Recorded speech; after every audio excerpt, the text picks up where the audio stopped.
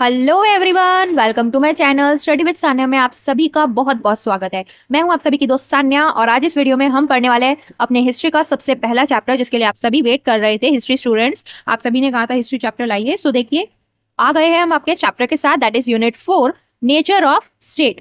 जैसा कि आप सभी जानते हैं कि आपने सेमेस्टर 1 में यूनिट 1, यूनिट 2 और यूनिट 3 करा था, है ना। तो अब जो सेमेस्टर 2 हम करने वाले हैं तो उसमें हम यूनिट 4 अपना करेंगे। सबसे पहला चैप्टर हमारा यही है, नेचर ऑफ स्टेट। आप सभी जानते होंगे, मैंने आप सभी को वीडियो बना के बताया था कि कौन से चैप्टर से कितने मार्क्स का क्वेश्चन आएगा। तो मैंने बताया था कि हमारा जो यूनिट 4 है हिस्ट्री का, उसमें से कितने नंबर का क्वेश्चन आएगा, 15 मार्क्स का। तो 15 मार्क्स की आपको तैयारी करनी पड़ेगी, ठीक है। तो स्टार्ट करते हैं। मैं आपको पढ़ाते पढ़ाते आपको क्वेश्चंस भी बताऊंगी कि कौन से क्वेश्चंस आपके बन सकते हैं। तो यहाँ से आप अपने क्वेश्चंस भी देखते जाना, ठीक है। और मैं आप सभी से रिक्वेस्ट करना चाहती हूँ, अगर आप मेरे चैनल पे न्यू हो सो प्लीज़ मेरे चैनल को सब्सक्राइब कर देना, क्योंकि वीडियो बनाने में बहुत ज़्यादा मेहनत लगती है दोस्तों। आप सभी के सपोर्ट से मुझे बहुत अच्छा मोटिवेशन मिलता है और भी वीडियोस बनाने का मन करता है। एंड साथ ही साथ वीडियो पसंद है तो लाइक करना, कमेंट में अपना जरूर बताना व्यूज़ आपको कैसी लगी वीडियो, एंड साथ ही साथ अपने दोस्तों को भी शेयर कर देना ताकि उनकी भी हेल्प हो जाए। सो स्टार्ट करते हैं। Unit 4, nature of state. State का मतलब क्या होता है, सबसे पहला क्वेश्चन। यहाँ से हम स्टेट को क्लियर करते चलेंगे, उसके बाद चैप्टर क्लियर करेंगे, ठीक है, क्योंकि हमारा जो टारगेट है वो हमारा स्टेट है। पूरे चैप्टर में हमें क्या पढ़ना है, स्टेट के बारे में पढ़ना है। पूरा स्टेट से ही बिलोंग करेगा पूरा चैप्टर। तो स्टेट को समझ लेते हैं। अब देखो, इंग्लिश में ऐसे बहुत सारे वर्ड्स होते हैं जिनका एक वर्ड दिया हुआ है लेकिन मीनिंग अलग अलग है। तो वैसे जो स्टेट है ना, ये भी बहरूपिया है। शब्द एक दिख रहा है बट इसका मीनिंग अलग अलग है। और वो कैसे, देखो, अगर आप जाते हो अपने गूगल पे और सर्च करते हो स्टेट, तो आप देखोगे कि स्टेट के बहुत सारे आपको मीनिंग मिलेंगे, ठीक है। अगर आप सेमेस्टर 1 में आपने पढ़ाई करी और आप पॉलिटिकल स्टूडेंट हो तो आप जानते होंगे कि स्टेट का मतलब क्या है। स्टेट का मतलब यानी कि country. India is a state, ठीक है। India is a state, not a country. Country तो हम बोलते हैं, वो आम बोलचाल की भाषा में हम बोलते हैं कि India is a country, I love my country India, ठीक है। America is a country, UK is a country, Australia. तो ऐसे मतलब जो भी हम बोलते हैं वो कंट्री, वो हम आम बोलचाल की भाषा में बोलते हैं। लेकिन अगर हम पॉलिटिकल साइंस के स्टूडेंट हैं, पॉलिटिकल साइंस में बताते हैं कि स्टेट जो होता है वो कंट्री होता है, मतलब कंट्री को स्टेट कहते हैं ना कि कंट्री कहते हैं, ठीक है। और अभी तक आप जो सोचते आ रहे थे कि इंडिया में हमारे 28 स्टेट्स है, देयर आर 28 स्टेट्स, तो वो भी हम आम बोलचाल की भाषा में ही बोलते हैं इसको। स्टेट नहीं है वो है प्रोविंस। हमारे जो 28 स्टेट्स हम बोलते हैं वो है 28 प्रोविंसेस, ओके। तो यानी कि यहाँ से क्लियर क्या हुआ हमारा कि जो स्टेट हम बोल रहे हैं वो स्टेट नहीं है, वो कंट्री है। अगर मैंने स्टेट की बात करी है तो स्टेट यानी कि हम कंट्रीज की बात करेंगे यहाँ पे, ठीक है। क्योंकि एक स्टेट होने के 4 कैरेक्टर्स चाहिए होते हैं। हमारे पॉलिटिकल साइंस में बताया हुआ है कि स्टेट होने के लिए 4 क्राइटेरिया कंप्लीट होने जरूरी है। सबसे पहला क्राइटेरिया है पॉपुलेशन, यानी जनसंख्या। दूसरा क्या है, दूसरा क्राइटेरिया है हमारा टेरिटरी, यानी एक जगह जहाँ पे ये लोग होंगे। तीसरी चीज क्या है, गवर्नमेंट जो संभालेगी। और चौथी चीज है हमारी सॉवरेनिटी, यानी सुप्रीम पावर। अब मैं अगर बोलूँ कि West Bengal is a state या प्रोविंस, तो क्या बोलूंगी। अगर मैं बोलूँ वेस्ट बंगाल, क्या वेस्ट बंगाल एक स्टेट है? तो देखो, इन 4 क्राइटेरियाज को पूरा करना पड़ेगा वेस्ट बंगाल को, तभी वो एक स्टेट कहलाएगा। जैसे वेस्ट बंगाल के पास पॉपुलेशन है क्या? हाँ है। वेस्ट बंगाल के पास टेरिटरी जगह है? हाँ है। वेस्ट बंगाल के पास क्या गवर्नमेंट है? हाँ, गवर्नमेंट भी है, ममता बनर्जी। और चौथी चीज़ है सॉवरेनिटी, यानी सुप्रीम पावर। क्या वेस्ट बंगाल के पास सुप्रीम पावर है? तो आप बोलोगे नहीं, नहीं है। सुप्रीम पावर तो इंडिया के पास है, वेस्ट बंगाल के पास नहीं है। तो यानी कि यहाँ से क्या कंक्लूड हुआ कि West Bengal is not a state, it is a province, ठीक है। क्यों? क्योंकि 4 क्राइटेरिया, चारों के चारों क्राइटेरिया पूरे करने पड़ेंगे एक स्टेट होने के लिए। अब मैं लेती हूँ इंडिया को, ठीक है। इंडिया इज अ स्टेट और नॉट, चेक करते हैं। इंडिया के पास पॉपुलेशन है, हाँ बिल्कुल। हमारा जो इंडिया का पॉपुलेशन है वो तो वर्ल्ड का लार्जेस्ट पॉपुलेशन है, उसने तो चाइना को भी पीछे छोड़ दिया। सबसे ज्यादा पॉपुलेशन अब इंडिया की है पूरे वर्ल्ड में, तो इंडिया के पास पॉपुलेशन तो है। दूसरा टेरिटरी, क्या जगह है उसके पास? हाँ भाई, बहुत अच्छी जगह है। तीसरा गवर्नमेंट, गवर्नमेंट है इंडिया की? हाँ भाई है, गवर्नमेंट है। सॉवरेनिटी, सुप्रीम पावर है क्या? सोचो सोचो, हाँ उसके पास सॉवरेनिटी भी है, सुप्रीम पावर भी है इंडिया के पास। तो यानी ये एक स्टेट हुआ, इंडिया इज अ स्टेट, ठीक है। तो यहाँ से अपना कॉन्सेप्ट क्लियर करते चलो कि स्टेट का मतलब होता है कंट्री, यानी जो इंडिया है वो एक स्टेट है, न कि वेस्ट बंगाल एक स्टेट है, वेस्ट बंगाल एक प्रोविंस है। तो यानी हम इन्हीं कंट्रीज की बात करेंगे, ठीक है, इन्हीं स्टेट की बात करेंगे, बोले तो इन्हीं स्टेट की बात हम करने वाले हैं। तो अभी का अगर हम स्टेट की प्रकृति देखें, उसका नेचर देखें, नेचर का मतलब कैरेक्टर। फॉर एग्जाम्पल बोलते हैं ना कि मेरा जो फ्रेंड है उसका नेचर बहुत ही काइंड है, यानी बहुत अच्छा है वो, तो वो उसका नेचर हो गया। तो वैसी स्टेट जो है उसका भी एक नेचर होता है कि कैसा है वो, तो वही हम पढ़ने वाले हैं पूरे चैप्टर के अंदर। अब आज का मॉडर्न टाइम का मैं स्टेट की बात करूँ तो सभी जानते हैं कि स्टेट इस समय कैसा होता है, आज के समय में स्टेट कैसा होता है, क्योंकि हम रह रहे हैं यहाँ पर अगर मैं बात करूँ आज से कहीं 100 साल पहले मान लो, तो उस समय क्या हम लोग थे? नहीं थे। तो हमें कैसे पता चलेगा स्टेट उस समय कैसा था? तो उसको जानने के लिए हमें क्या पढ़ना पड़ेगा, अपना इतिहास, अपनी हिस्ट्री पढ़नी पड़ेगी, है ना। तो हम पढ़ेंगे कि हमारा स्टेट कैसे एमर्ज हुआ, कैसे बना, शुरुआत कहाँ से हुई, किस तरीके से बना, उस समय का स्टेट कैसा होता था, उस समय के कैरेक्टर्स क्या होते थे स्टेट के, वो सब हम पढ़ेंगे। तो स्टेट का अगर मैं आपको बताऊं तो इंडियन कॉन्टेक्स्ट में हम पढ़ेंगे और यूरोपियन कॉन्टेक्स्ट में पढ़ेंगे, ठीक है। इंडियन कॉन्टेक्स्ट में हम पढ़ेंगे अर्थशास्त्र कौटिल्य का। आज जो हम पढ़ने वाले इस क्लास में, इस वीडियो में, पार्ट 1 वीडियो में, उसमें हम कौटिल्य के अर्थशास्त्र के बारे में डिस्कस करेंगे इंडियन कॉन्टेक्स्ट के, ठीक है। देन सेकंड, अगर इंडियन कॉन्टेक्स्ट में हम बात करें तो देखिए सेकंड हमारा टॉपिक है ये अर्थशास्त्र में आपका कौटिल्य का हो गया, और सेकंड है आपका देखिए जियाउद्दीन बरानी, इनका हम इंडियन कॉन्टेक्स्ट में देखेंगे। ये दोनों इंपॉर्टेंट है, अर्थशास्त्र और जियाउद्दीन बरानी। फिर अगर हम बात करें यूरोपियन कॉन्टेक्स्ट तो उसमें भी अलग हम देखेंगे, हम ग्रीस देखेंगे, रोमन देखेंगे और भी बहुत कुछ। फिर हम डिस्कस करेंगे एरिस्टोटल के बारे में, सॉक्रेट्स के बारे में, प्लेटो के बारे में। अगर आप पॉलिटिकल स्टूडेंट हैं तो आप जानते होंगे इन तीनों के बारे में, ठीक है। तो सब कुछ पढ़ेंगे लेकिन पार्ट्स में पढ़ेंगे। आज इस वीडियो में हम कौटिल्य का अर्थशास्त्र कंप्लीट करेंगे, ठीक है। स्टार्ट करने से पहले हम एक बार इंडेक्स देख लेते हैं, यानी कि हम क्या क्या पढ़ने वाले इस चैप्टर के अंदर, ठीक है। तो देखो नेचर ऑफ स्टेट, यानी स्टेट की प्रकृति समझेंगे, उसके क्या क्या कैरेक्टर्स है, और वो भी एंशियंट टाइम के, उसे समझेंगे। क्योंकि आज के समय का कुछ भी नहीं पढ़ेंगे, जो भी पढ़ेंगे हमारे एंशियंट और मिडाइवल टाइम का पढ़ेंगे, मॉडर्न का नहीं पढ़ना, क्योंकि मॉडर्न तो अभी सब लोग जानते हैं, ठीक है। हम इंडिया में रहते हैं तो हमें पता है कि हमारा भाई स्टेट का स्ट्रक्चर क्या है, ओके। और कोई दूसरे कंट्रीज में रहते होंगे तो उनको उनका स्टेट का स्ट्रक्चर पता होगा, और वैसे भी मोस्ट ऑफ द कंट्रीज का स्ट्रक्चर सेम ही होता है, ठीक है। तो अभी तक मॉडर्न का तो हम बता लेंगे कि किस तरीके से स्ट्रक्चर है, बट एंशियंट टाइम में क्या स्ट्रक्चर था वो तो हमें नहीं पता, क्योंकि उस समय तो हम वहाँ पे प्रेजेंट नहीं थे। तो इसलिए हम हिस्ट्री पढ़ते हैं, पढ़ेंगे, स्टेट के बारे में जानेंगे कि उसका नेचर कैसा है। तो सबसे पहला तो हमें यही जानना है कि नेचर ऑफ स्टेट, एक आइडल मॉडल क्या होता है स्टेट का, स्टेट कैसे बनता है, किस तरीके से बनता है। तो उसमें हम तो सबसे पहला इंडियन कॉन्टेक्स्ट में देखेंगे, हमारे भारत के कंटेक्स्ट में देखेंगे, और फिर दूसरा यूरोपियन कंटेक्स्ट में, विदेशी कंटेक्स्ट में देखेंगे कि उस समय का वहाँ पर किस तरीके का स्टेट हुआ करता था और इंडिया में किस तरीके का स्टेट हुआ करता था। तो इंडियन कॉन्टेक्स्ट को समझने के लिए हमें कौटिल्य का अर्थशास्त्र समझना पड़ेगा, क्योंकि उनके अर्थशास्त्र में ही हमें मिलेगा इसका आंसर कि उस समय का स्टेट कैसा हुआ करता था। और उसके बाद हम जियाउद्दीन बरानी का देखेंगे, जियाउद्दीन बरानी जिनका है फतवाए जहांदरी, इसमें हमें मिलेगा स्टेट का स्ट्रक्चर उनका। देन उसके बाद हमें दिल्ली सुल्तान्स के अंडर में जब स्टेट था तो उसके बारे में भी, उससे हमें पता चलेगा कि एशियन टाइम में किस तरीके का स्टेट हुआ करता था, ठीक है। इनके बारे में हम पढ़ेंगे। फिर यूरोपियन कॉन्टेक्स्ट में हम ग्रीक एंड रोमन वर्ल्ड को देखेंगे, जिसमें उनके समय में यूरोपियन कॉन्टेक्स्ट में कैसा उनके वहाँ स्टेट हुआ करता था। फिर अलग अलग नाम दिए गए, जैसे थॉमस क्रॉमवेल और उनकी न्यू मोनार्की, तो उसमें स्टेट कैसे थे। तो अलग अलग हमने पढ़ना है स्टेट के नेचर को। फिर हमें पढ़ना है next cheese, that is apparatus of governance, ठीक है। गवर्नेंस का मतलब होता है वही कि किस तरीके से चलाया जाएगा गवर्नमेंट को, गवर्न कैसे किया जाएगा, शासन कैसे किया जाएगा। तो क्योंकि स्टेट है तो गवर्नेंस भी होगा, गवर्नमेंट भी हिस्सा है स्टेट का, तो यानी कि हम उसके हिस्से को समझेंगे, उसका स्ट्रक्चर समझेंगे। अपैरेटस का मतलब होता है स्ट्रक्चर ऑफ गवर्नेंस, ओके। तो उसमें हम पर्शियन स्ट्रैप्स देखेंगे, चाइनीज मैंडेरियंस देखेंगे, फिर दिल्ली सुल्तान्स, इक्तदर्स देखेंगे, मुगल मनसबदर्स देखेंगे। तो यहाँ पर फिर पूरा चैप्टर कंप्लीट हो जाएगा जब हम इन टॉपिक्स को क्लियर कर लेंगे। तो इसमें से ये जो चैप्टर है, इसमें से 3 नंबर का क्वेश्चन आएगा, 4 नंबर का और 8 नंबर का, ठीक है, ध्यान रखना। और ये टोटल बने आपके 15 नंबर। और अगर आपको पूरा सिलेबस जानना है तो वो मैंने अपने चैनल पर अपलोड किया हुआ है, हिस्ट्री का सिलेबस, तो आप जाकर चेकआउट कर सकते हैं, लिंक आपको डिस्क्रिप्शन बॉक्स में मिल जाएगा। तो आइए स्टार्ट करते हैं। सबसे पहले मैंने आपको इंट्रोडक्शन में बता दिया कि क्या क्या पढ़ने वाले और कैसे चैप्टर होने वाला है, क्योंकि अगर चैप्टर का हमें बेस पता होगा तो हमारे लिए इजी हो जाएगा फिर, ठीक है। तो देखो आज हम पढ़ने वाले प्रकृति हमारे राज्य की, स्टेट को हिंदी में क्या बोलते हैं, राज्य। अगर आप एक हिंदी मीडियम स्टूडेंट हो, इंग्लिश मीडियम हो या उर्दू मीडियम हो, तो ये वीडियो आपके लिए होने वाली है इंपॉर्टेंट, बिकॉज इंग्लिश में तो लिखा ही हुआ है, आप इंग्लिश तो समझ ही सकते हो, ठीक है। और हिंदी में आपको आती होगी हिंदी थोड़ी बहुत, तो आप समझ जाओगे, ठीक है। एंड दूसरी चीज़ ये कि नोट्स अगर आप चाहते हो तो नोट्स की मैं आपको बताऊं तो ये जो मैंने लिखा हुआ है, क्योंकि लिखने का मेरे पास बिल्कुल भी टाइम नहीं है दोस्तों, तो मैं लिख नहीं सकती इतना कुछ, इसलिए मैंने क्या किया है, जो जो इंपॉर्टेंट पॉइंट्स है ना उनको यहीं पे मैंने मार्क डाउन कर लिया है, और साथ ही साथ जो इंपॉर्टेंट है उसे लिख भी दिया है आप सभी के लिए, ठीक है। तो बुक तो अभी आई थी मेरे पास 2-3 दिन पहले, तो मैंने क्या किया, सबसे पहले पढ़ा चैप्टर एंड देन उसके बाद फिर अब वीडियो बन रही है। तो स्टार्ट करते हैं। सबसे पहले तो हम समझेंगे अपना नेचर ऑफ स्टेट। सबसे पहला टॉपिक है हमारा स्टेट का नेचर, यानी इसका कैरेक्टर क्या है, समझेंगे स्टेट कैसे होता है। एक आइडियल प्रोटोटाइप क्या होता है एक स्टेट का, प्रोटोटाइप का मतलब होता है मॉडल, ओके।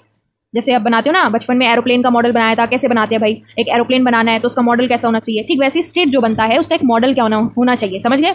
अब देखो इंडियन कॉन्टेक्स्ट में हम बात करते हैं, सबसे पहले भारत के कॉन्टेक्स्ट में, भारत में स्टेट कैसा हुआ करता था। तो इंट्रोडक्शन, सबसे पहले हम इंट्रोडक्शन देखेंगे जिसमें बात करेंगे what is a state, state क्या होता है, राज्य क्या होता है, ठीक है। It was Niccolo Machiavelli who first use the term state in the political science. अब जैसा अगर आप पॉलिटिकल स्टूडेंट हो तो आपने इनका भी नाम सुना होगा, निकोलो मैकियावेली का नाम थोड़ा अच्छे से पढ़ना 1-2 बार, क्योंकि इसका जो स्पेलिंग है आपसे मिस्टेक ना हो, वरना नंबर कट जाएंगे एग्जाम में। तो सबसे पहले जो व्यक्ति है जिन्होंने स्टेट टर्म यूज किया था, ये जो स्टेट वर्ड है आज जो हमारे सामने दिख रहा है, ये सबसे पहले यूज किसने किया था? निकोलो मैकियावेली ने, सबसे पहले आदमी। ठीक है, और इन्होंने अपनी बुक लिखी थी, इनकी एक फेमस बुक है जिनका नाम है द प्रिंस, उसमें उन्होंने ये स्टेट टर्म यूज किया था।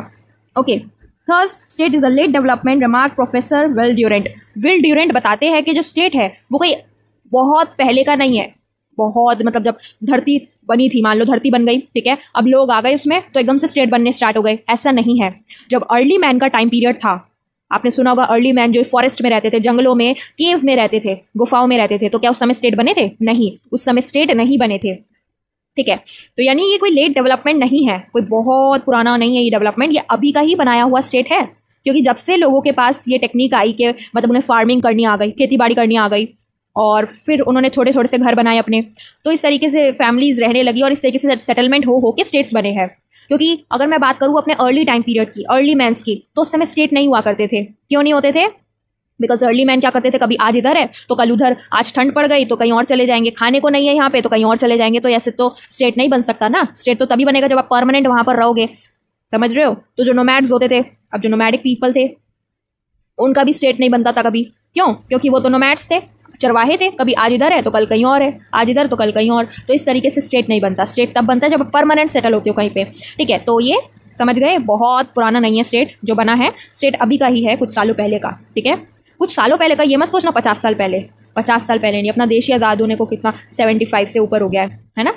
तो मतलब हो सकता है आप मान के चलो 200 साल तो हो ही गए होंगे मैक्स टू मैक्स। ठीक है, तो बहुत पुराना नहीं है ये स्टेट। आगे बढ़ते हैं।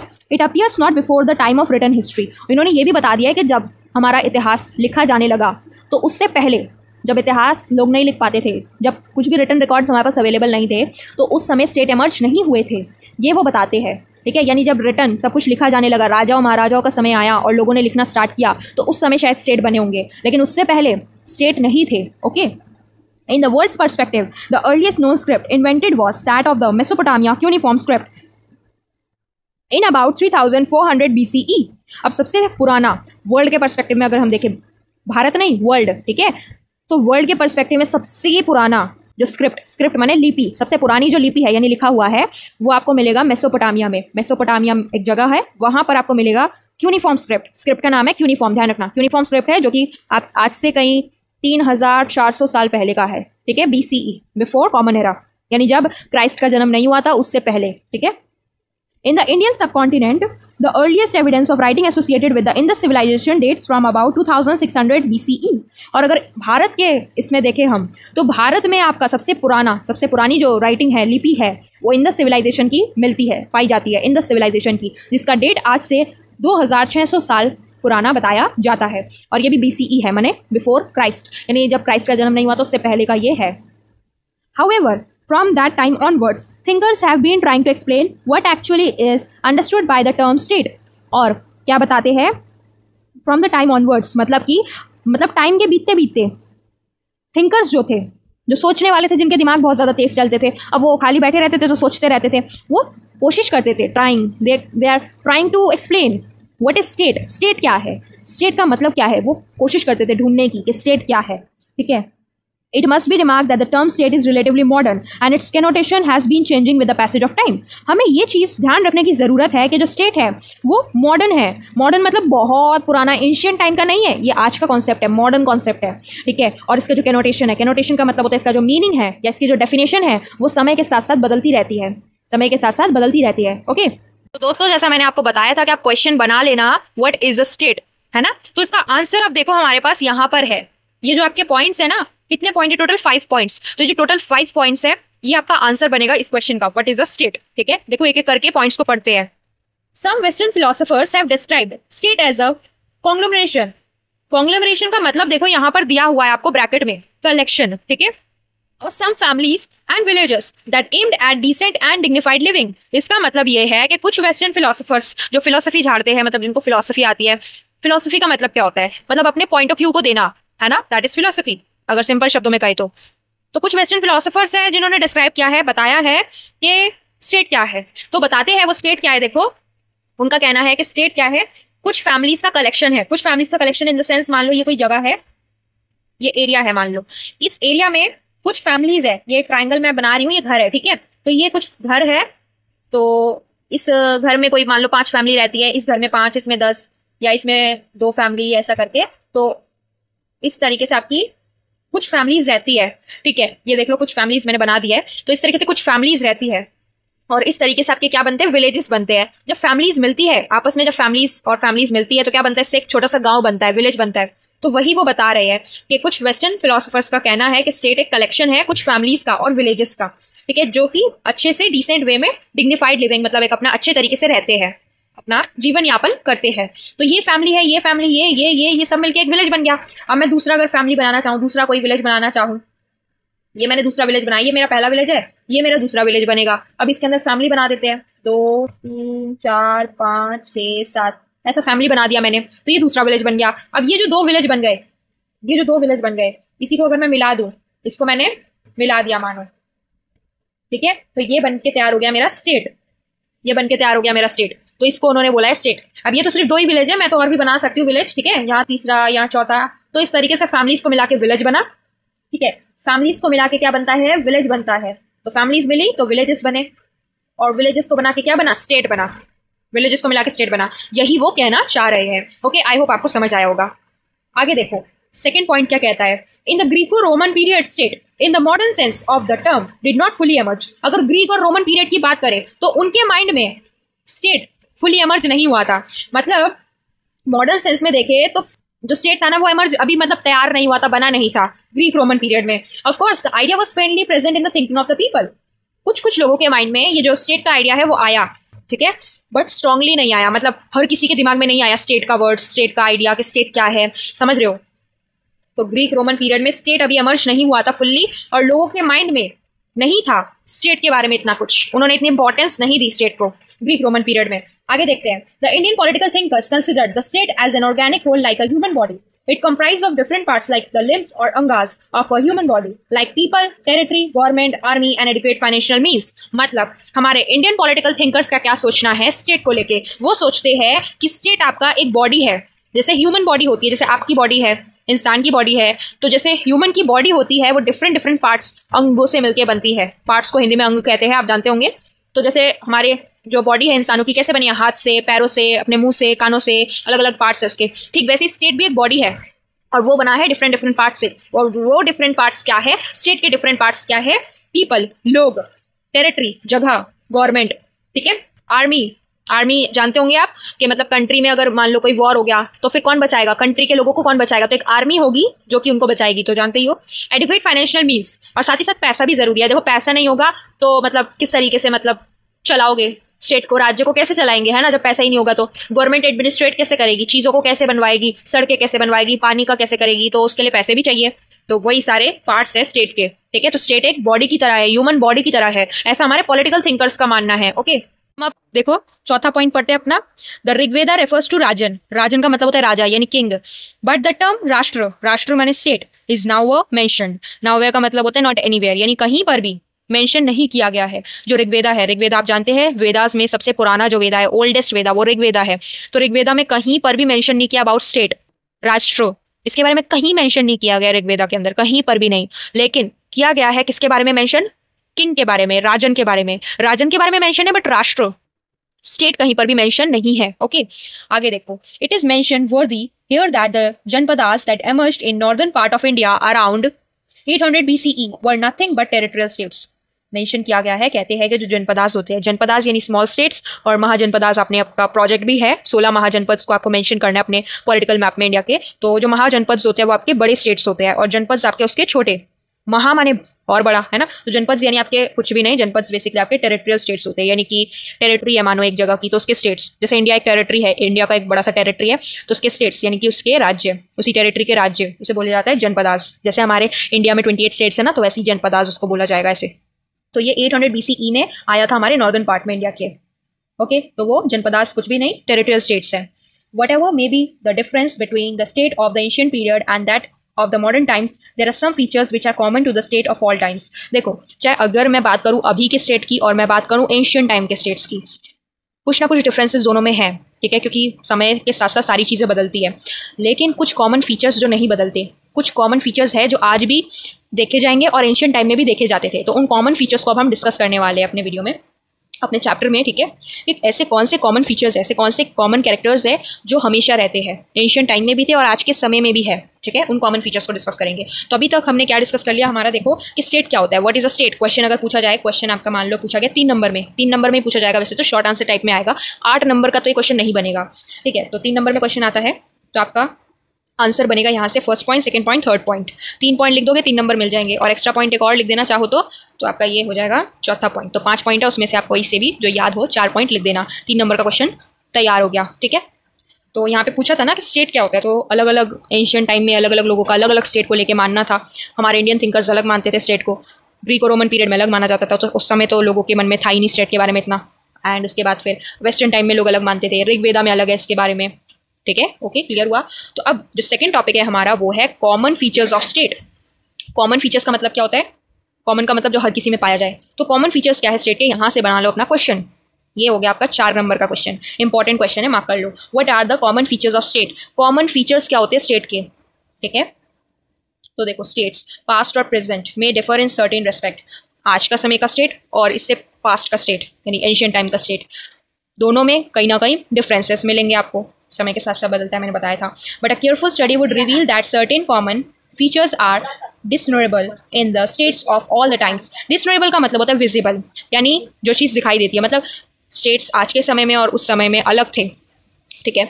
आज के समय में उस समय में बहुत बदलाव आ गए हैं, लेकिन अगर हम अच्छे से रिवील मतलब बहुत अच्छे से स्टडी करें तो उससे रिवील होता है, ये दिखाई पड़ता है कि कुछ कॉमन फीचर्स दोनों के समय में देखे जाते हैं। आज के समय के, प्रेजेंट टाइम के स्टेट्स और पास्ट टाइम के स्टेट्स, दोनों में कुछ ना कुछ कॉमन फीचर्स देखने को मिलते हैं, ठीक है। दीज में बी डिस्क्राइब्ड एज फॉलोज, और इन्हीं को यहाँ पे डिस्क्राइब किया गया है। अब आप देख लो, दोबारा से 5 पॉइंट्स हैं, 4 नंबर का क्वेश्चन है, 5 पॉइंट लिख के आ जाना, 4 नंबर पूरे मिल जाएंगे, ठीक है। और अगर मान लो 5वां पॉइंट याद नहीं आता तो 4 भी लिख दोगे तो 4 नंबर तो मिल ही जाएंगे, ठीक है। 4 नंबर का क्वेश्चन मार्क कर लेना। देखो, बोलता है कि बताओ कि स्टेट है, स्टेट के कॉमन फीचर्स क्या होते हैं जो पास्ट में भी देखे जाते थे और आज प्रेजेंट टाइम में भी देखे जाते हैं। तो सबसे पहली चीज़ जो देखी जाती है स्टेट की वो है assemblage of people. Assemblage of people का मतलब होता है कि लोगों का ग्रुप। स्टेट तभी बन सकता है जब लोगों का ग्रुप हो। एक लोग से, एक इंसान से स्टेट नहीं बन सकता जब तक बहुत सारे लोग ना मिल जाए। यही चीज़ बताई गई है इंग्लिश में लिखकर।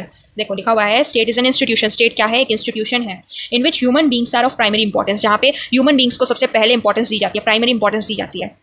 क्योंकि स्टेट तभी बन सकता है जब लोग होंगे, लोगों के बिना स्टेट नहीं बन सकता। तुम गए, तुमने एक बहुत बड़ी ज़मीन खरीद ली और बोल दिया कि ये स्टेट है, क्या स्टेट बन जाएगा? नहीं। जब तक उसमें लोग नहीं होंगे, बहुत सारे लोग नहीं जमा होंगे तो वो स्टेट नहीं बन सकता। वहाँ रह नहीं रहे होंगे तब तक स्टेट नहीं बन सकता। तो स्टेट तभी बनेगा जब लोग होंगे। तो सबसे प्राइमरी इंपॉर्टेंस, सबसे पहली इंपॉर्टेंस जो दी जाती है वो लोगों को दी जाती है, पीपल, ठीक है। दैट इज टू से state is constituted of people. तो हम क्या कह सकते हैं कि स्टेट बनता है लोगों से। ये जगह है, मान लो ये लेट सपोज स्टेट है, तो इसमें बहुत सारे लोग रह रहे हैं, तो वो हमारा असेंबलेज ऑफ पीपल जब होगा तभी स्टेट बन पाएगा। State can not B conceived of without the assemblage of people. बिना लोगों के स्टेट नहीं बन सकता, बिना लोगों के ग्रुप के स्टेट नहीं बन सकता। Of course there is some controversy of opinion regarding the size of the population in a state. अब बहुत सारी कंट्रोवर्सीज है, बातें हैं कि स्टेट में कैसे लोग, मतलब पॉपुलेशन कैसी होनी चाहिए, छोटी पॉपुलेशन होनी चाहिए, बड़ी पॉपुलेशन होनी चाहिए, या मीडियम मॉडरेट साइज की पॉपुलेशन होनी चाहिए। तो एक सही टाइप की जो पॉपुलेशन होती है वो होती है मॉडरेट, यानी न ज़्यादा कम। समझ रहे हो? जैसे इंडिया में अगर हम पॉपुलेशन की बात करें तो बहुत ज़्यादा पॉपुलेशन है, तो ये पॉपुलेशन भी सही नहीं है, क्योंकि इससे अनएम्प्लॉयमेंट बढ़ता है। सभी लोगों को काम कैसे मिलेगा, इतनी ज़्यादा पॉपुलेशन है। फिर खाने का कैसे होगा, इतना ज़्यादा कैसे फार्मिंग हो पाएगी इतने सारे लोगों के लिए, कहाँ से लाया जाएगा इतना सारा खाना, ठीक है। तो बहुत सारे ऐसे फैक्टर्स होते हैं जिसमें अपना दिक्कत होती है इतना बड़ा पॉपुलेशन में, ठीक है। तो एक छोटी पॉपुलेशन होगी तब भी दिक्कत है।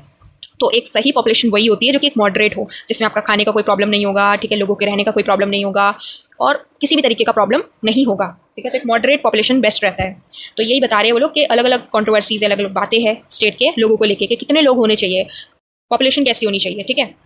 आगे देखो, आगे दिया है फिक्स्ड टेरिटरी। फिक्स्ड टेरिटरी का क्या मतलब है कि एक जगह होनी चाहिए। जगह के बिना स्टेट कैसे बनाओगे? लोग इकट्ठा हो गए लेकिन जगह वो परमानेंट ही नहीं है तुम्हारी, वो तुम्हारी ही जगह नहीं है, तो कैसे होगा? समझ रहे हो? तो फिक्स्ड टेरिटरी होनी चाहिए। The size of a state में वेरी। अब जो साइज होगा स्टेट का वो डिफरेंट हो सकता है। जगह बड़ी भी हो सकती है, जगह छोटी भी हो सकती है ना। स्मॉल स्टेट्स भी हो सकते हैं, बड़े स्टेट्स भी हो सकते हैं। It may be smaller in size और बिग वन। तो जैसा कि बताया, जो टेरिटरी का साइज है वो बड़ा भी हो सकता है, छोटा भी हो सकता है। But for a state it is essential to have a fixed territory. लेकिन स्टेट होने के लिए एक फिक्स्ड टेरिटरी का होना ज़रूरी है, ठीक है। एक फिक्स्ड टेरिटरी के बिना स्टेट नहीं बन सकता।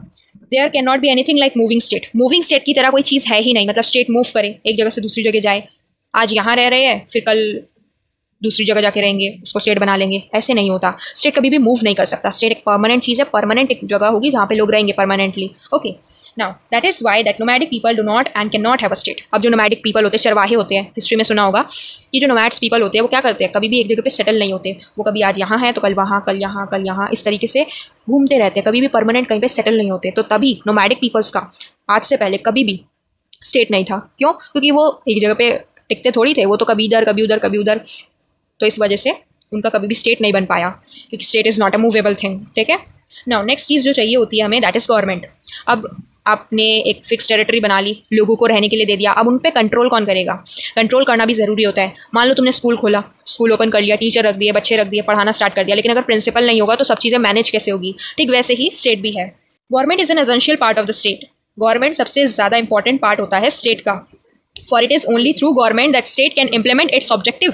तो स्टेट तभी अपने ऑब्जेक्टिव्स को इम्प्लीमेंट कर पाएगा जब गवर्नमेंट होगी। गवर्नमेंट के बिना थोड़ी ना अपना इम्प्लीमेंट कर पाएगा ऑब्जेक्टिव्स को, क्योंकि लोगों की बात कहाँ मानते हैं। मान लो लोगों का रहना है और वहाँ पे गवर्नमेंट ही नहीं है, तो लोग क्या करेंगे फिर? किस तरीके से काम करेंगे? उनको डायरेक्शन कौन देगा? एक इंसान होता है जो डायरेक्शन देता है, तभी लोग फिर वहाँ पे चलते हैं। तो इस तरीके से समझ रहे हो?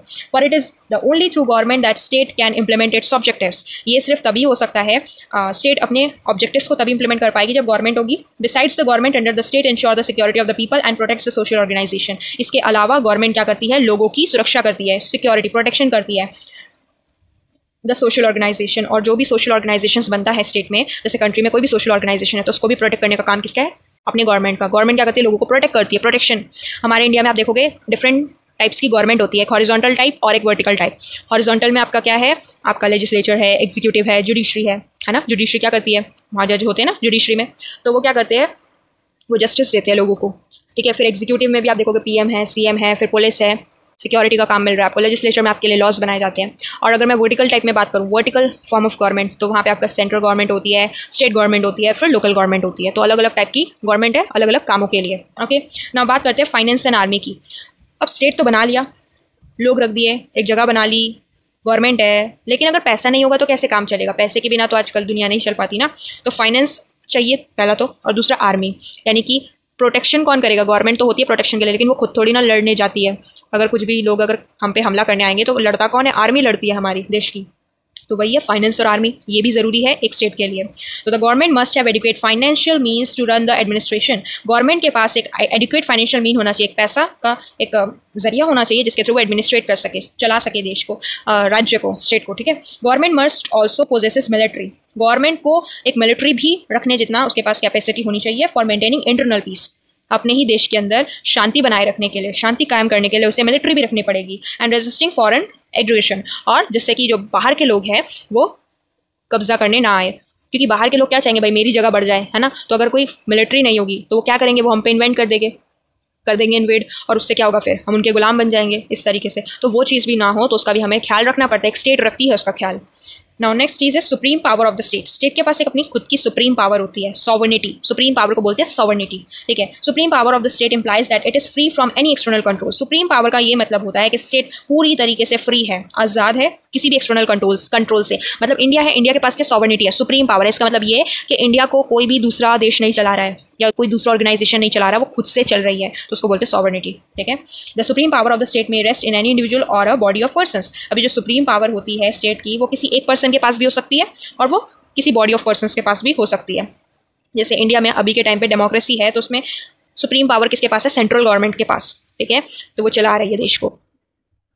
और मान लो डिक्टेटरशिप होता स्टेट में, तो फिर वो एक ही डिक्टेटर होता। अगर राजा, मोनार्की होती अपने स्टेट में, तो फिर एक राजा होता, वही सुप्रीम पावर होती, उसके पास सॉवर्निटी होती। समझ रहे हो? तो अलग अलग टाइप की गवर्नमेंट में अलग अलग आपको मिल जाएंगे लोग जिनके पास सुप्रीम पावर होती है। ओके, तो यहाँ पर हमने डिस्कस करा अबाउट स्टेट। स्टेट का ही हमने इंट्रोडक्शन देखा है अभी तक, जो हमने पढ़ा उसमें हमने स्टेट के बारे में डिस्कस किया है कि बताओ स्टेट क्या होता है, what is a state, then what are the common features of state. ठीक है, और यहाँ से 2 क्वेश्चंस भी हमारे बन गए अब तक, व्हाट इज अ स्टेट और what are the common features of state. तो अब तक हमने स्टेट को लेकर पढ़ा, जाना कि स्टेट होता क्या है। तो हमें क्या पता चला स्टेट के बारे में, वो एक बार डिस्कस कर लेते हैं फटाफट से। तो हमने ये जाना कि स्टेट ये होता है कि लोगों से बनता है स्टेट। लोग जब तक नहीं होंगे तो स्टेट नहीं बन सकता। ठीक है, ये मैंने बना दिए लोग, बहुत बुरे बनाए हैं आई नो, तो ये बना दिए मैंने लोग। लोग बन गए, ठीक है, लेकिन लोग रहेंगे कहाँ पे, उसके लिए जगह भी तो चाहिए। तो ये तो हो गए पीपल। अब यहाँ जगह चाहिए तो इसके लिए बना दी मैंने एक टेरिटरी, एक फिक्स्ड टेरिटरी बना दी। अब टेरिटरी का मतलब ये नहीं होता सिर्फ ज़मीन, टेरिटरी का मतलब होता है कि उस जगह पर जितनी भी चीज़ें हैं वो सब टेरिटरी में आ जाती है। लाइक वहाँ के वाटर रिसोर्सेज, वहाँ के वेजिटेशन, वहाँ के वाइल्ड लाइफ, फिर वहाँ के ओशन अगर आपका पड़ता है एरिया में, ठीक है, और आइलैंड्स अगर है वहाँ पर, तो जो भी है पॉन्ड्स, बर्ड्स, मतलब ऑल द थिंग्स जो कि उस लैंड में पड़ रही है वो सब आपका टेरिटरी में आ जाता है, ठीक है। तो अब फिक्स टेरिटरी बना दी, ये लोग बना दिए। अब किसी को चाहिए सुप्रीम पावर, सुप्रीम पावर देनी पड़ेगी, ठीक है। तो ये मैंने बना दिया सुप्रीम पावर, मतलब सुप्रीम पावर तो एक इंसान के पास ही होती है ना, तो ये मैंने सुप्रीम पावर बना दिया। अब गवर्नमेंट भी चाहिए एडमिनिस्ट्रेट करने के लिए, तो ये लो हमने बना दी गवर्नमेंट बना दी, ठीक है, अलग अलग टाइप की गवर्नमेंट बन गई। गवर्नमेंट बन गई, अब पैसा भी चाहिए, लो अब इसका पैसा भी बना दिया हमने, फाइनेंशियल मीन। इसके बाद आपने बोला आर्मी चाहिए, तो चलो आर्मी भी बना दी हमने, ठीक है। और क्या चाहिए, बस इतना चाहिए हमारे को, है ना, तो स्टेट बन जाएगा। तो ये हमारा बन गया स्टेट। तो दीज आर द कैरेक्टर्स जो कि आज के समय में भी है, ठीक है, आज के समय में भी जो हमारे स्टेट्स हैं उनके पास ये सारे कॉमन फीचर्स हैं, यानी कि लोग होने चाहिए, गवर्नमेंट होनी चाहिए, सॉवरेनिटी होनी चाहिए, पैसा होना चाहिए, आर्मी होनी चाहिए, और जो पास्ट टाइम था उस समय में भी ये सारी चीज़ें थी, ठीक है। तभी बोला गया कॉमन फीचर्स, जो कि आज के समय में भी देखे जाते हैं और पास्ट के टाइम में भी थे, ओके। तो यहाँ हमारा सेकेंड टॉपिक कंप्लीट हो गया दोस्तों। अब हमारा नेक्स्ट टॉपिक स्टार्ट होता है यहाँ से, third topic Kautilya and his अर्थशास्त्र, ठीक है। तो यहाँ से भी आप मार्क कर लेना, 8 नंबर का क्वेश्चन बनने के चांसेस है, 8 मार्क्स के क्वेश्चन, ओके। तो इसमें हम पढ़ेंगे बेसिकली इंडियन कॉन्टेक्स्ट में हम पढ़ रहे हैं, तो कौटिल्य के बारे में पढ़ेंगे, उनका अर्थशास्त्र हम देखेंगे, ठीक है। तो सबसे पहले तो मैं आपको सभी को कौटिल्य जी के बारे में बता देती हूँ, थोड़ा सा हम ब्रीफ सा इंट्रोडक्शन देख लेते हैं कौटिल्य के बारे में, एंड देन उसके बाद हम स्टार्ट करेंगे अपना टॉपिक, ओके। तो फ्रेंड्स, हम स्टार्ट करने से पहले एक बार चाणक्य के बारे में समझ लेते हैं। तो चाणक्य, कौन नहीं जानता होगा चाणक्य को, तो हम सभी जानते हैं, हमने अपने हिस्ट्री में पढ़ा होगा, क्लास 5th की हिस्ट्री में, 6th की हिस्ट्री में पढ़ा होगा। वैसे तो हम हिस्ट्री 6th से लेके अब तक 11th में भी हिस्ट्री जिन्होंने ली है, तो हम तो हिस्ट्री पढ़ रहे हैं। तो चाणक्य के बारे में तो सुना होगा। Chanakya initially worked as a minister in the Nanda empire. Chanakya पहले पहले काम किया करते थे मिनिस्टर के रूप में नंदा एम्पायर में। नंदा एम्पायर में एक धन नंदा थे जिन्होंने इंसल्ट की थी उनकी, किनकी, कौटिल्य की। He was insulted by the ruler धननंदा when he swore to destroy his empire as an act of revenge। जब उन्होंने क्या किया था, धननंदा ने, जो नंदा एम्पायर के रूलर थे, उन्होंने जब उनको इंसल्ट किया तो इन्होंने कसम ले ली थी, शपथ ले ली थी कि ये क्या करेंगे, इस पूरे एम्पायर को, इनका जो नंदा एम्पायर है, ये जो धननंदा है, इसको पूरी तरीके से खत्म कर देंगे, इसका विनाश कर देंगे as a act of revenge, इनसे बदला लेने के लिए, क्योंकि इन्होंने इसको इंसल्ट किया था कौटिल्य को, है ना। So he move to Takshashila and become a teacher. फिर ये तक्षशिला जो आज पाकिस्तान में है, तो वहां जाकर वो क्या बन गए, टीचर बन गए। He was very impressed by the leadership skill of Chandragupta Maurya at an early stage। और फिर वो तक्षशिला से जब लौटे, ठीक है, तो वो जब देखते हैं एक चंद्रगुप्त मौर्य छोटे से 9 साल के 12 साल के जो है एक बालक, जो कि क्या कर रहे थे, अपना स्वॉर्ड चला रहे थे, ठीक है, जंगल में। तो जब देखा उन्होंने, तो चाणक्य ने उनसे पूछा कि तुम ये क्यों कर रहे हो, तो कहते हैं चंद्रगुप्त मौर्य, जो कि आगे जाके क्या बनते हैं, चंद्रगुप्त मौर्य, जो कि नंदा डायनेस्टी को क्या करते हैं, पूरा का पूरा खत्म करके उसको, और वहाँ के रूलर बनते हैं मगध के, है ना। तो वो बताते हैं कि नंदा डायनेस्टी जो है, जो धन नंदा है, वो उनसे रिवेंज लेना चाहते हैं, उससे बदला लेना चाहते हैं, ठीक है। उसके लिए वो क्या कर रहे हैं, अभी से प्रैक्टिस कर रहे हैं। तो ये सुनकर और उसकी आंखों में, चंद्रगुप्त मौर्य की आंखों में उसकी ये प्रतिशोध को देखकर उनको लगने लगा कि ये बहुत ही स्किलफुल थे। पहली बात तो चंद्रगुप्त मौर्य जिस तरीके से वो तलवारबाजी कर रहे थे, सीख रहे थे, तो उन्हें लगा कौटिल्य को कि हाँ, इस बच्चे में पोटेंशियल है। तो वो क्या ले गए, चंद्रगुप्त मौर्य को अपने वहाँ तक्षशिला में ले गए, और वहाँ जाके उसको शिक्षा दी, दीक्षा दी, मतलब सारा जो भी लड़ाई करना कैसे है वो सब सिखाया, कैसे देश को चलाना होता है, एडमिनिस्ट्रेट करना होता है, वो सारी पढ़ाई वहाँ पर जाके कराई। और उसके बाद फिर जब वो तैयार हो गए चंद्रगुप्त मौर्य, तो वो जो चंद्रगुप्त मौर्य थे, वो नंदा डायनेस्टी को क्या किया, उन्होंने उठा के पटक दिया, मतलब उनसे लड़े, नंदा डायनेस्टी से लड़े, और लड़ने के बाद हरा दिया, और फिर वो जो है वहाँ पे राजा बन गए। और किसकी मदद से बने, सिर्फ और सिर्फ कौटिल्य की मदद से। और कौटिल्य फिर उनके चीफ मिनिस्टर बन के रहे, क्योंकि कौटिल्य ने अपनी माँ से शपथ ली थी कि वो, मतलब उनसे कसम ली थी, कसम खाई थी उनकी, कि वो कभी भी राजा नहीं बनेंगे, क्योंकि उनकी माँ को लगता था कि अगर राजा बन जाएगा मेरा बेटा कौटिल्य, तो वो फिर मुझे भूल जाएगा। तो ये बात सुनकर एक बार उन्होंने कही थी उनकी माँ ने उनसे, तो इस बात को सुनकर उन्होंने कसम खाई थी उनकी कि वो कभी भी राजा नहीं बनेंगे, वो एक ब्राह्मण का जीवन जीने लगे उसके बाद से। उनके पास बहुत पोटेंशियल था, वो भी राजा बन सकते थे, है ना, लेकिन वो नहीं बने, क्योंकि उन्होंने अपनी माँ से कसम खाई थी उनकी, ठीक है। तो उन्होंने क्या किया, अपना जो भी क्वालिटीज़ था वो चंद्रगुप्त मौर्य को दिया, और उनको राजा बनाया। उनके अंदर बहुत क्वालिटीज़ थी, एक राजा की क्वालिटीज़ थी, वो चंद्रगुप्त मौर्य को दी, और इस तरीके से उनका रिवेंज भी पूरा हुआ, ठीक है। तो एक शॉर्ट इनके बारे में ब्रीफ सा मैंने आपको इंट्रोडक्शन दिया, जो मैंने सुना है उनके बारे में। आप सभी ने कभी ना कभी, अगर किसी ने नाटक देखा हो, ZTV पे आता था पहले, चंद्रगुप्त मौर्य का नाटक आता था, तो उसमें चाणक्य थे, ठीक है, किस तरीके से उन्होंने सिखाया सब कुछ, मतलब उसका पूरा एक सीरियल है ना, तो वो मैं देखा करती थी जब बचपन में, तो उससे मुझे याद है उनके बारे में। अगर आप में से किसी ने देखा होगा तो कमेंट सेक्शन में ज़रूर बताना, आई वांटेड टू नो। तो स्टार्ट करते हैं, अपने चैप्टर की तरफ चलते हैं अब। सो दोस्तों, जैसे कि टेक्स्ट में क्या क्या लिखा हुआ है उसको पढ़ लेते हैं। इंट्रोडक्शन देखो, the Mauryas came to power at Magadh after overthrown of the Nanda dynasty. जैसा मैंने आपको बताया था कि जो मौर्यास थे उन्होंने क्या किया, सबसे पहले कौन थे, चंद्रगुप्त मौर्य है ना, उन्होंने ही तो क्या किया, ओवरथ्रोन किया नंदा को। नंदा जो राजा थे मगध के, मगध जगह है, तो मगध के जो राजा थे नंदा, उनकी जो डायनेस्टी चल रही थी, ठीक है, नंदा की, तो नंदा डायनेस्टी जो थी उसको ओवरथ्रोन करके, मतलब उनको हरा कर, वो जो है चंद्रगुप्त मौर्य, उन्होंने मगध में वो राजा बने, ठीक है, with the help of Kautilya, है ना, कौटिल्य का हाथ पकड़ के वो क्या बने, चंद्रगुप्त मौर्य राजा बने मगध के, और उन्होंने ओवरथ्रोन कर दिया नंदा डायनेस्टी को। नंदा डायनेस्टी जो कि मगध पर राजा थे, राज कर रहे थे इतने सालों से, तो अब उन्हें हराकर मौर्य डायनेस्टी आ गई मगध में, ठीक है।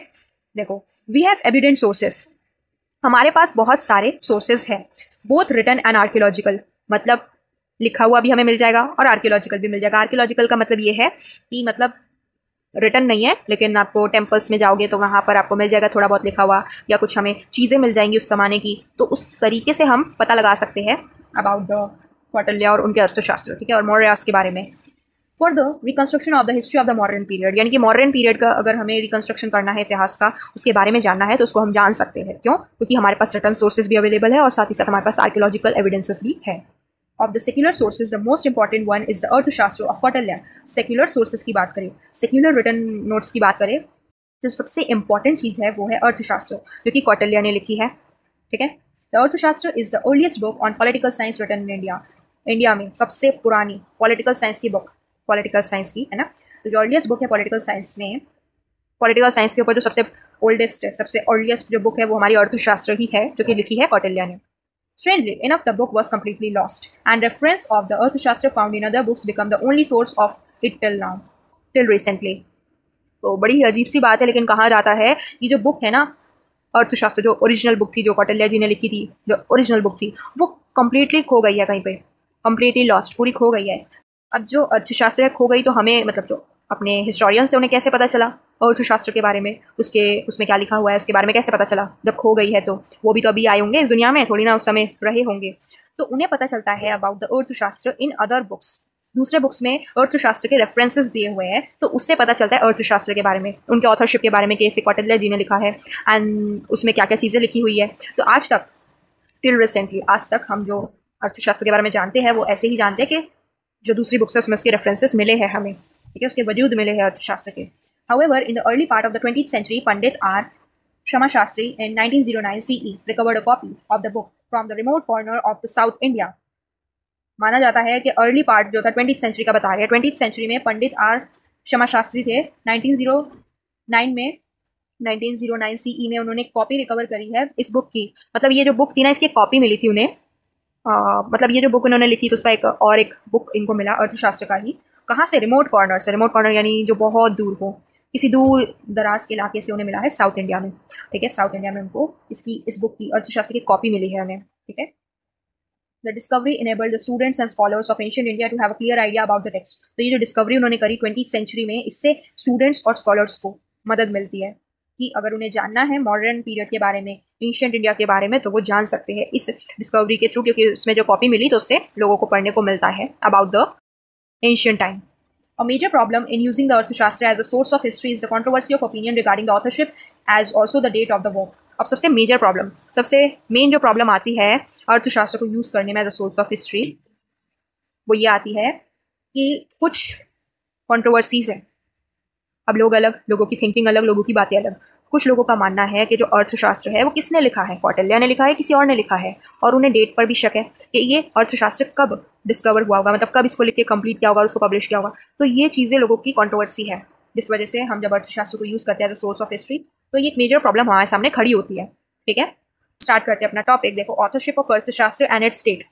अब जो हमारा नेक्स्ट टॉपिक है वो कहता है कि ये अर्थशास्त्र किसने लिखा है, इसका ऑथर कौन है, और इसकी डेट क्या है, मतलब इसे कब लिखा गया था, ठीक है। तो देखो, first point, it is generally said that Kautilya, variously described as Chanakya and Vishnugupta, was the chief minister of Chandragupta Maurya and it was he who authored the अर्थशास्त्र। देखो क्या कहा जाता है, कहते हैं कि जो कौटिल्य है, कौटिल्य जिनको अलग अलग नामों से पुकारा जाता है, चाणक्य के नाम से भी उन्हें जाना जाता है और उन्हें विष्णुगुप्ता के नाम से भी जाना जाता है। उनको कौटिल्य भी बोलते हैं। जैसे आपके घर में आपका अलग नाम है, स्कूल में आपके दोस्त अलग आपका नाम लेते हैं, ठीक है, आपके नाना नानी आपका अलग नाम लेते हैं, तो इंसान आप एक हो लेकिन नाम आपका अलग अलग लिया जाता है लोगों के द्वारा। तो वैसे ही कौटिल्य जी भी थे।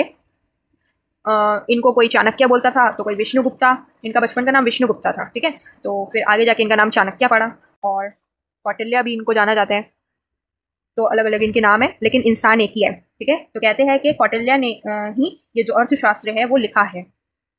अर्थशास्त्र के जो ऑथर है वो कौटिल्य ही है और ये चीफ मिनिस्टर थे चंद्रगुप्त मौर्य के, ठीक है, चीफ मिनिस्टर थे चंद्रगुप्त मौर्य के। Now but the traditional view is challenged on various grounds. The most important point cited is that in Arthashastra there is no reference to the Mauryas, Chandragupta or the empire.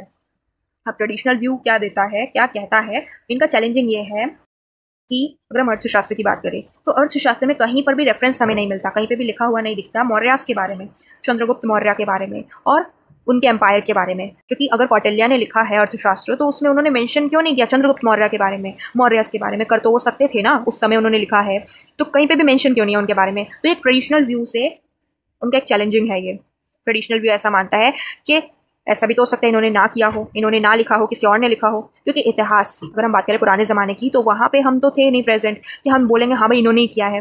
तो ऐसा सबके mind में जो है थोड़ा सा रह जाता है कि क्या सच में इन्होंने किया है, ठीक है, क्योंकि हम पास्ट में जाके तो देख नहीं सकते किसने किया है। तो जो हमें मिलता है सोर्सेस उसके जरिए ही हम बता पाते हैं कि हाँ भाई इन्होंने किया होगा, इन्होंने किया होगा। ओके, तो ट्रेडिशनल व्यू मानता है कि भाई अर्थशास्त्र किसी और ने लिखा है, क्योंकि कौटिल्य ने लिखा होता तो जैसे कि वो चीफ मिनिस्टर है चंद्रगुप्त मौर्य के, तो उन्होंने कहीं पे भी रेफरेंस में क्यों नहीं दिया अपने अर्थशास्त्र में चंद्रगुप्त मौर्य के बारे में, उनके एम्पायर के बारे में। ओके, नाउ थर्ड पॉइंट जो कि इंपॉर्टेंट है, but modern historians like professor Upendra Singh is of the opinion that the book was indeed the work of Kautilya and that Kautilya, Chanakya and Vishnugupta is the same person. और अगर हम मॉडर्न हिस्टोरियंस की बात करें, ये तो ट्रेडिशनल व्यू था, मतलब ट्रेडिशनल आपके हिस्टोरियंस थे उनका ऐसा मानना था। लेकिन अगर मॉडर्न हिस्टोरियंस की बात करें, लाइक प्रोफेसर उपेंद्र सिंह का नाम दिया गया, और भी बहुत सारे मॉडर्न हिस्टोरियंस हैं जिनका मानना ये है कि जो बुक है वो लिखी है कौटिल्य ने, ठीक है, कौटिल्य जिनका नाम चंद्रगुप्त भी है और विष्णुगुप्ता भी है, तो ये सेम ही पर्सन है, एक ही इंसान है, उनके अलग अलग नाम है, तो ये इन्होंने ही अर्थशास्त्र लिखा है, ये ऑथर है इनके, ठीक है। Of course they concede that there may be some later interpolations in the book. हाँ, ये एग्री करते हैं, ये जो मॉडर्न हिस्टोरियंस एग्री करते हैं कि बाद में जाके कुछ बुक में अलग थ्योरीज दी गई होंगी, अलग कुछ दिया होगा, लेकिन लिखा इसे अर्थशास्त्र को कौटिल्य ने ही है, ठीक है। As regards the date of composition, the traditional view is that it is a work of the 4th century BCE। अब ये भी इंपॉर्टेंट है, ध्यान रखना। क्या कहते हैं, इसका डेट क्या है कंपोजिशन का? ट्रेडिशनल व्यू मानता है कि इस वर्क को लिखा गया था, इस वर्क को कंपोज किया गया था 4th century BCE में। 4th century BCE में जो अपना अर्थशास्त्र है उसे लिखा गया था। तो ये डेट अपने दिमाग में रख लेना, ध्यान, ठीक है, 4th century BCE। Some raised objection to this date on the ground that there are differences between Megathesis account and what is stated in the अर्थशास्त्र। अब कुछ ऑब्जेक्शंस ये भी उठते हैं कि भाई मेगाथेसिस का जो अकाउंट है उसमें अलग लिखा हुआ है, अर्थशास्त्र में अलग स्टेट किया गया, लिखा गया है। बट मॉडर्न ओपिनियंस का मानना यह है कि Megasthenes can not be used as a yardstick to determine the date of Arthashastra. Yardstick का मतलब होता है स्टैंडर्ड मेजर, कि हम मेगास्थेनेस को नहीं ले सकते स्टैंडर्ड मेजर अर्थशास्त्र को समझने के लिए कि अर्थशास्त्र कब कंपोज किया होगा, इसको किसने लिखा होगा, तो वो मेगास्थेनेस को नहीं ले सकते ना, कि कहाँ मेगास्थेनेस कहाँ अर्थशास्त्र, तो दोनों डिफरेंट है। तो हम मेगास्थेनेस को एज अ स्टैंडर्ड मेजर नहीं मान सकते, ठीक है। तो ये मानना है इनका, मॉडर्न हिस्टोरियंस का मानना है, ठीक है। कुछ लोगों का तो ऑब्जेक्शन है कि मेगास्थेनेस तो भाई अलग इसका व्यू है, इसका अलग व्यू अर्थशास्त्र का, तो इस वजह से।